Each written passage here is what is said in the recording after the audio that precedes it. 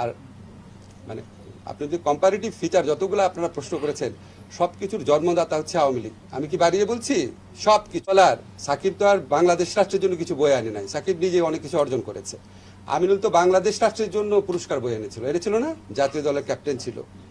আমিনুলকে যেইভাবে অত্যাচার করা হয়েছে তখন কি আপনারা প্রশ্ন করেছিলেন?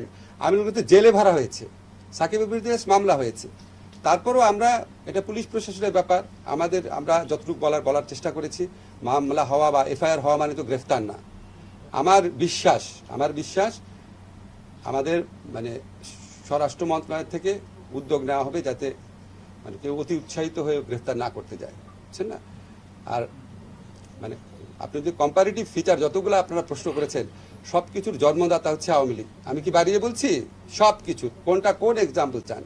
এবং তারা এমন একটা পর্যায়ে, আপনারা তো জানেন যে every action has some reaction, না ইকুয়াল রিয়াকশন বলে কিছু রিয়াকশন হয়, সেটা আমরা পছন্দ করি না, কিন্তু এই রিয়ালিটিটা তো বুঝতে হয় যে এটা তো আউট অফ দ্য ব্লু আসে নাই। আমিনুলকে গ্রেফতার করা হয়েছে, এই দিনের পর দিন জামিন দিচ্ছিল না।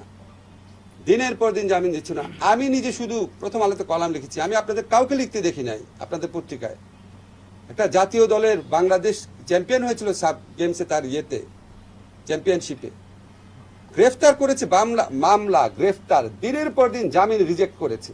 সাকিবের বিরুদ্ধে শুধু মামলা হয়েছে এবং আমি আশা করি সাকিব গ্রেফতার হবে না।